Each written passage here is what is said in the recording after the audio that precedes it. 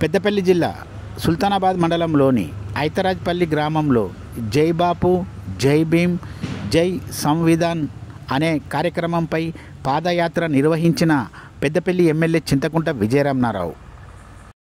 ఈ కార్యక్రమానికి ముఖ్య అతిథిగా రాష్ట్ర పర్యాటక సంస్థ చైర్మన్ పటేల్ రమేష్ రెడ్డి పాల్గొన్నారు.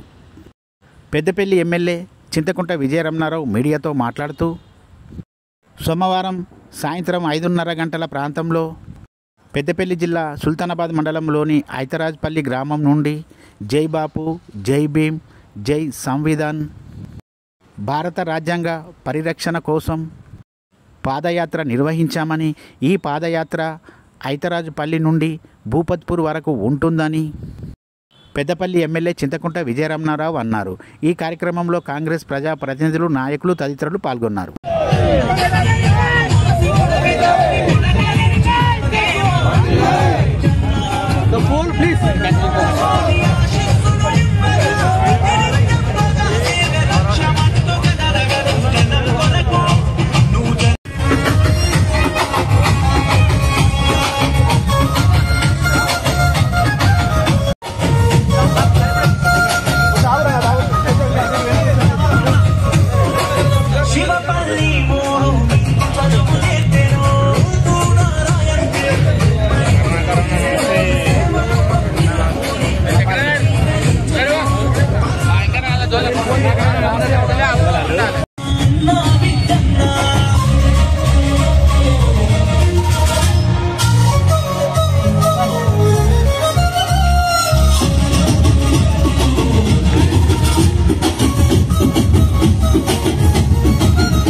నమస్కారాలు తెలియజేస్తూ, దేశవ్యాప్తంగా ఇక్కడ గొప్ప అదృష్టం.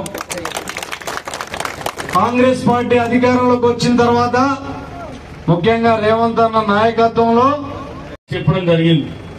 మరి భారత రాజ్యాంగ నిర్మాత అంబేద్కర్ గారు ఆనాడు 1949 కన్నా ముందు ఈ దేశానికి స్వాతంత్రం వచ్చిన తర్వాత మరి అప్పుడున్నటువంటి మహాత్మా గాంధీ గారు, నెహ్రూ గారు, సర్దార్ వల్లభాయ్ పటేల్ గారు ఈ దేశంలో స్వాతంత్రం కోసం పోరాటం చేసినటువంటి మహానుభావులందరూ కలిసి మరి భారత రాజ్యాంగాన్ని నిర్మాణం చేయాలన్నప్పుడు, ఆ నిర్మాణం జరగాలన్నప్పుడు మరి దాని బాధ్యతను బాబాసాహెబ్ అంబేద్కర్ గారికి ఆ బాధ్యతను అప్పచెప్తే మరి అంబేద్కర్ గారు ఈ దేశ ప్రజాస్వామ్యాన్ని, ఈ దేశ రాజ్యాంగాన్ని, ఈ దేశం మరి భావి తరాలకు ఏ రకంగా మరి ఉండాలి. ఎందుకంటే భారతదేశం అంటే ఒక్క కులము, ఒక్క మతము కాదు, అనేక కులాలతోని మరి మతాలతో ఉన్నటువంటి ఈ సువిశాలమైనటువంటి భారతదేశాన్ని మరి రేపు రాబోయే రోజుల్లో ఎవరికి ఎలాంటి ఇబ్బంది ఉండకుండా, ఎలాంటి సమస్య ఉండకుండా మరి ఇటు రిజర్వేషన్ ఫలాలు కానీ మిగతా ప్రజాస్వామ్యంలో అన్ని కూడా అందాలని చెప్పి ఆ రోజు మరి 1949 సంవత్సరం జనవరి 26వ తారీఖు నాడు మన అంబేద్కర్ గారు ఏదైతే రాజ్యాంగాన్ని రచించిన తర్వాత మరి దాన్ని ఆమోదించుకోవడం జరిగింది. మరి అప్పటి నుండి ఇప్పటి వరకు 70 సంవత్సరాల ఈ భారతదేశ రాజ్యాంగ చరిత్ర ఇప్పటి వరకు రాజ్యాంగాన్ని తూట్టుపడిచినటువంటి చరిత్ర ఎప్పుడు లేదు.